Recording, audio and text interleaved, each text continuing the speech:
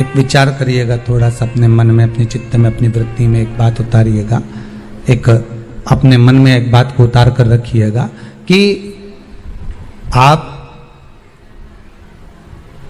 अपने पाप को, अपने पाप कर्म को जिस दिन छिन्न करने वाले हो, समाप्त करने वाले हो, अपने पाप को आप जिस दिन समाप्ति पर लेकर जा रहे हो, तो उसके एक दिन पहले आपको प्रसन्नता होना चाहिए कि नहीं होना चाहिए कि कल मेरा पाप कटने वाला है, कल मेरा पाप समाप्त होने वाला है, जो मैंने पाप कर्म करा है वो समाप्त होगा, जो मैंने पाप कर्म करा है वो कल समाप्त हो जाएगा। तो एक दिन पहले आपके चेहरे पर प्रसन्नता हो कि ना हो?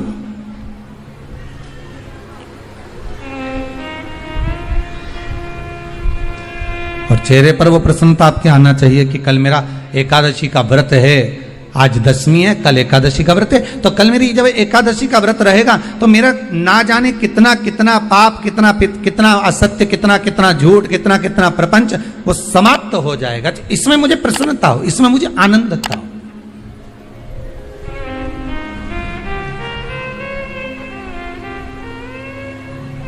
तो क्या कहा गया कि प्रयास करिएगा कि एकादशी के दिन कोई वृक्ष की, कोई डाली की, कोई कोपल की कोई पत्ती ना तोड़ी जाए।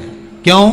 तो कहा अगर उस पत्ती को हम तोड़ देते हैं, वृक्ष की पत्ती को या क्यारे में लगी हुई कोई डाली की पत्ती को हम तोड़ देते हैं, तो एकादशी का पुण्य फल प्राप्त नहीं होता, एकादशी का कोई फल हमारे खाते में नहीं जाता, पुण्य फल प्राप्त। अब फिर भले तुम चाहे तुमने मोरदन खाया हो, चाहे तुमने फिर चिप्स खाई हो, चाहे तुमने फिर व्रत का कितना ही सामान खा गए हो और तुमने सोचा कि आज मेरी एकादशी है, तो फिर उसका कोई फल प्राप्त नहीं है, उसका कोई सुख प्राप्त नहीं है आपको, फिर उसका कोई आनंद प्राप्त नहीं है आपको, फिर उसमें कोई आनंद की अनुभूति आपको नहीं मिल रही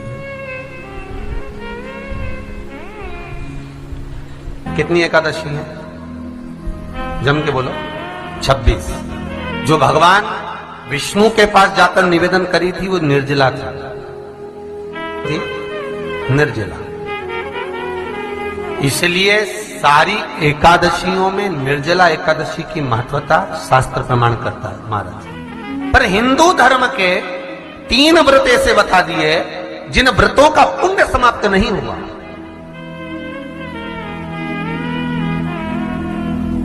हिंदू धर्म के 3 व्रत ऐसे हो गए जिनका पुण्य समाप्त नहीं हुआ महाराज। क्यों? जिनका पुण्य प्रबलता में बढ़ता गया। पहले नंबर पर एकादशी, दूसरे नंबर पर प्रदोष और तीसरे नंबर पर शिवरात्रि। एकादशी आकर खड़ी हो गई।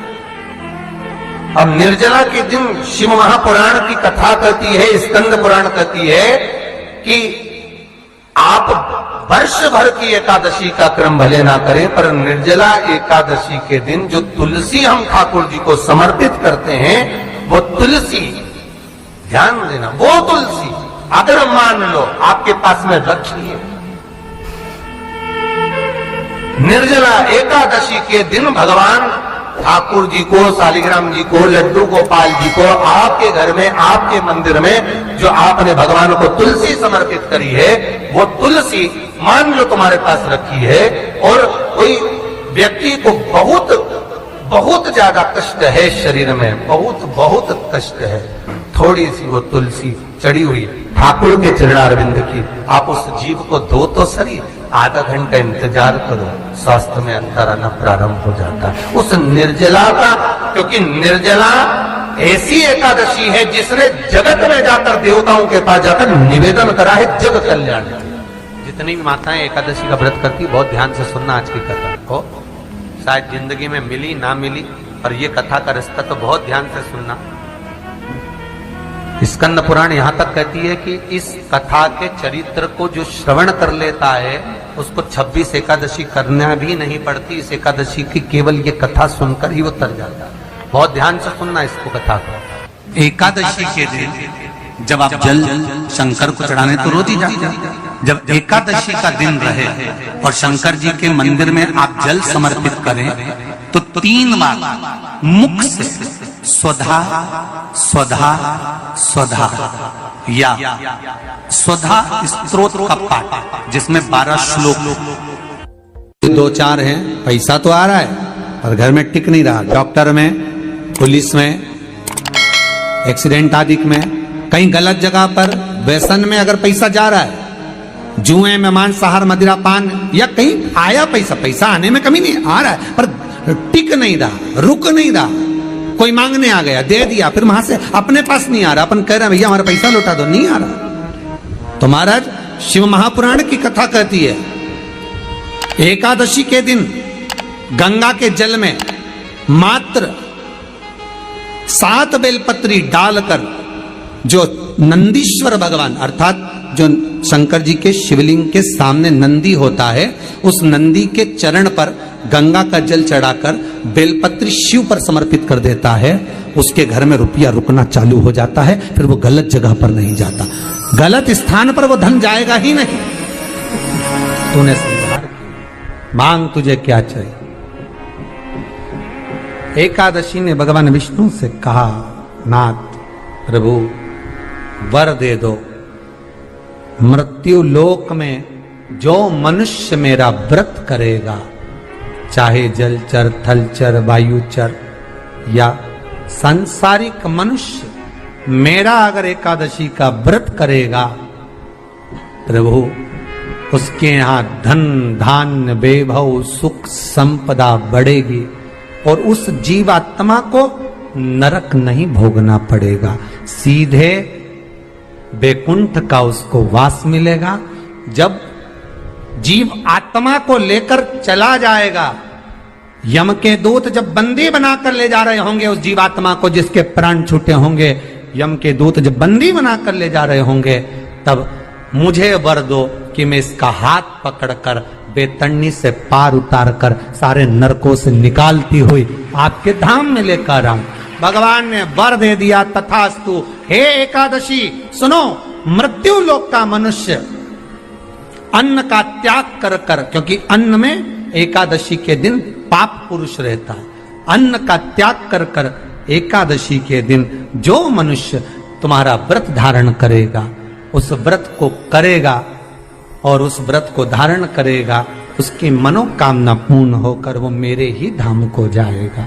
ये तो हुआ एकादशी के जन्म की कथा। एकादशी कई लोग इसको धन के लिए भी करते हैं, संपदा के लिए। संपदा के लिए अर्थात जिसका व्यापार नहीं चलता, जिसके घर में पैसा नहीं आता, या नौकरी नहीं लग रही, या सर्विस नहीं लग रही, आप अप्लाई कर रहे हो, जगह जगह जाकर इंटरव्यू भी दे रहे हो और पैसा नहीं आता, तो उसके लिए भी प्रयास किया जाता है। पर उसके लिए यहाँ पर जो धन के लिए करते हैं, उसके लिए विष्णुपदी के लिए करते हैं। मतलब जैसे गंगा के जल में तुलसी के 11 पत्ते डाले जाते हैं और उसको किसी भी नारायण के मंदिर में, राम कृष्ण शिव, शंकर नहीं, राम कृष्ण भगवान विष्णु, दत्त आदि जितने नारायण के मंदिर हैं, उस मंदिर में किसी भी पात्र में, एक छोटे से पात्र में उसको भरकर रखी जाते हैं महाराज। उससे भी जॉब, सर्विस, नौकरी में सफलता प्राप्त हो जाती है। परंतु वो भी एकादशी को ही होता है। कुछ देर तक पात्र को रखा जाता है, फिर वही पात्र का जल किसी भी वृक्ष के नीचे डाल दिया जाता है, उससे भी नौकरी के लिए फायदा मिलता है। गंगा का जल कोई साधारण नहीं। दशमी, एकादशी और द्वादशी, इन 3 तिथियों पर एक रोटी में थोड़ा सा मीठा रखकर सोमक पितृ का नाम लेकर यदि गाय को खिला दिया जाता है, तो अगर कोई पूर्वज प्रेत योनि में भी पड़ा हुआ होता है, भटक रहा होता है, जिसको पिंड नहीं मिला, जो अचानक मर गया होता है, अधोगति में चले गया होता है, उस जीव की मुक्ति दशमी, एकादशी और द्वादशी, ये 3 दिन सोमक पितृ का नाम लेकर रोटी में, पूड़ी में मीठा रखकर अगर गाय को खिला दिया जाता है, ये 3 दिन तक, तो वो पितृ कभी भटकते नहीं है, उनको मुक्ति प्राप्त हो जाती है मोक्ष में। नहीं, एकादशी है कौन, क्यों इसकी इतनी प्रधानता है, क्यों इसकी पुण्यता है, ऐसा क्या है एकादशी में जो इसकी पुण्यता मानी जाए? कौन है ये जो भगवान नारायण तक एकादशी का व्रत करते हैं? सुभद्रा जी को भगवान जगन्नाथ ने, जगदीश ने एकादशी का व्रत कराया था। बद्रीनारायण भगवान को माता लक्ष्मी ने एकादशी का व्रत कराया था। क्यों? चंद्रायण एकादशी व्रत की माता। एकादशी है कौन? तो कहा जिसको व्रत करने पर भगवान नारायण भी जिसका व्रत करते हो, भगवान माता लक्ष्मी जिसका व्रत करती हो, वो एकादशी है कौन? तो शास्त्र वर्णन करता है महाराज, स्कंद पुराण का सुंदर चातुर्मास्य खंड के अंतर्गत वर्णन आया है महाराज। एक बार भगवान विष्णु आनंद में विराजमान थे, पद्मावती और माता लक्ष्मी दोनों उनके पास में विराजी हुई थी। भगवान लक्ष्मी और पद्मावती दोनों बैठी, एक सिर के पास, एक चरण के पास। कुछ समय बाद वहीं पर ब्रह्मदेव का आगमन हुआ और ब्रह्मा जी आगमन पाकर भगवान नारायण पद्मावती से लगकर उठे और उठकर लक्ष्मी की ओर झुके। झुकने पर इन तीनों के समागम से भगवान नारायण के हृदय चित्त से एक कन्या प्रकट हो गई। उस कन्या का नाम एका था। क्या नाम था? एका। अब 10 उसके गुण इतने प्रबल थे, वो 10 गुण उसके बड़े प्रबल थे कि वो एका जिसको निहारती थी उसको संपदावान बना देती थी। जिसको देख लेती थी उसके जीवन में वो आनंद की अनुभूतियां करा देती थी। एका जिस मार्ग से जाती थी उस मार्ग के द्वार खोल देती थी। एका का पुण्य इतना पुण्य प्रखर। पद्मावती और लक्ष्मी ने कहा महाराज ये बेटी आपके द्वारा निर्मित हुई है, इसका कन्यादान करना चाहिए। हमारे यहाँ हिंदू धर्म में रीति है जिस दिन कन्यादान करा जाता है उस दिन व्रत रखा जाता है। अब आजकल रखते कि नहीं रखते मालूम नहीं, और कन्यादान करते समय व्रत रखा जाता है। व्रत रखना, एका का कन्यादान करना है। भगवान बोले कन्यादान करें, किसको दें? एका किसको दी जाए? एका प्रदान किसको करी जाए? पुण्यता किसको दी जाए? भगवान नारायण ने उसी समय मांग तुझे क्या चाहिए।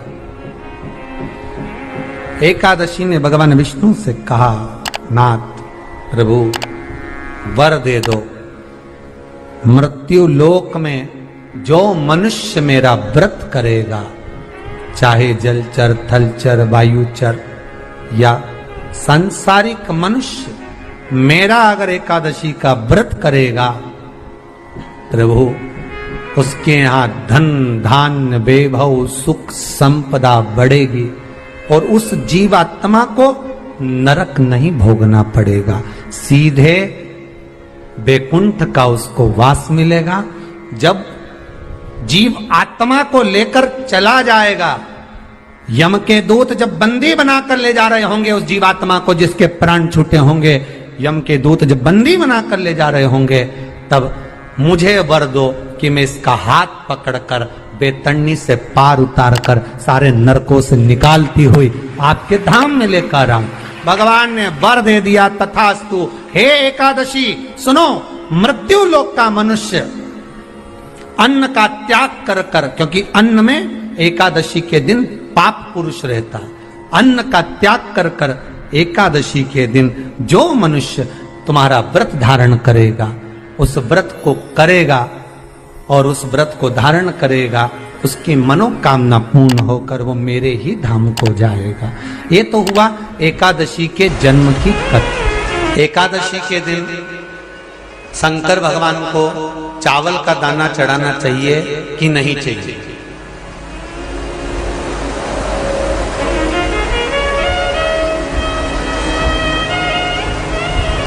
अब बोलो तेरा क्या होगा रे कालिया?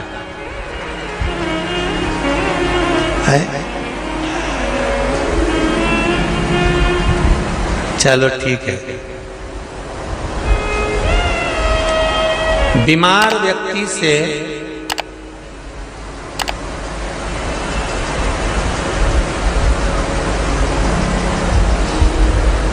कोई बीमार व्यक्ति है, बहुत रोगीला, उसको बहुत रोग है, शुगर है, बीपी है, थायराइड है, सब कुछ है उसको,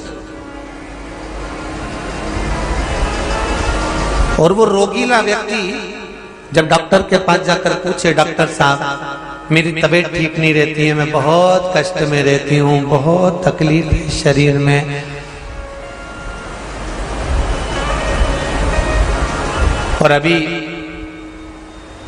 सावन का महीने का व्रत आ रहा है डॉक्टर साहब, 1 महीना में व्रत करती थी पहले, करूं कि नहीं करूं? तो डॉक्टर साहब क्या बोलेंगे? बोलते जाओ जरा जम के। डॉक्टर बोलेगा कि आप व्रत मत करो। डॉक्टर एक बात कहेंगे, शरीर स्वस्थ रखना है, व्रत बाद में हो जाएगा, अगले वर्ष कर लेना, पर अभी शरीर को सही रखने के लिए दोनों समय अच्छे पेट भरकर सात्विक भोजन करो और अपने शरीर को ठीक करो। सात्विक भोजन अपने शरीर को, व्रत बाद में भी हो जाए, अगले वर्ष हो जाए।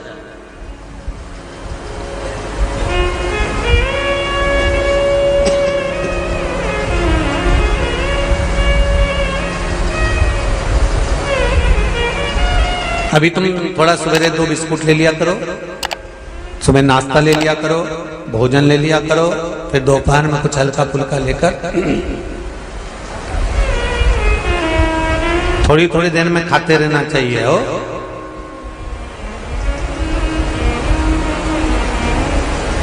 थोड़ा थोड़ा खाओ, थोड़ी थोड़ी देर में खाओ, एक साथ सुरसा जैसे मत निपटा जाए।